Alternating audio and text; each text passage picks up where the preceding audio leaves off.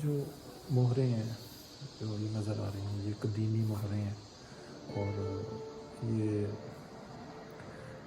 دور نبوت سے یعنی کہ اسلام کے آنے سے کافی قبل کی ہیں، اور یہ یہودیوں کے زیر استعمال رہیں اور پھر مختلف دور میں اس کو استعمال کیا گیا۔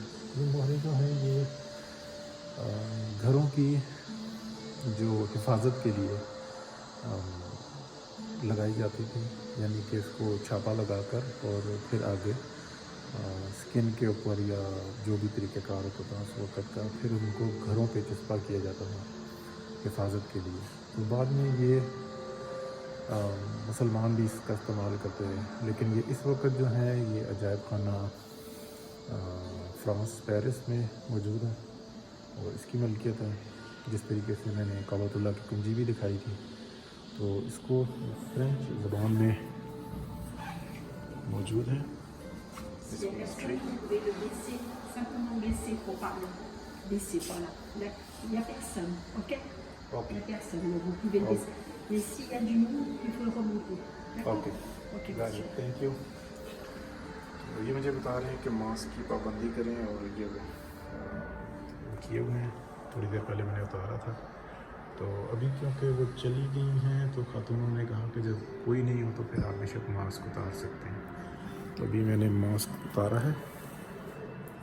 تو ان مہروں کے حوالے سے یہ ہے کہ جو اس کا نقش ہے، جو اس کی کاپی ہے، اس کو آپ بھی پرنٹ کروا کر گھر کے اندر بالخصوص دروازے پر کر سکتے ہیں، لگا سکتے ہیں۔ جو جوئش ہیں وہ آج بھی لگاتے ہیں مہروں پر، لیکن یہ میں خود تاریخ کے حوالے سے تو جانتا تھا کہ یہ مہریں جو سی ہیں یعنی کہ تاریخ میں پڑھی ہوئی تھی، لیکن یہ اصل مہریں یہاں پر موجود ہیں، جیسے کہ کعبۃ اللہ کی کنجی یہاں پر موجود ہے۔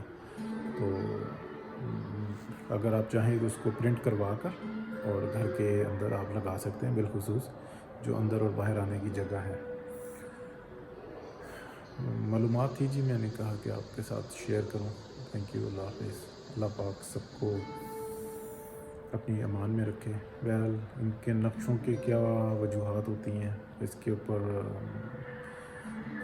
کس حد تک اعتماد کرنا چاہیے، یہ ہر شخص کے اپنے اوپر ہے، سمجھنے کی بات ہے، لیکن جو چیز تھی جو تاریخ میں ہے وہ اسی طرح سے ہی ہے،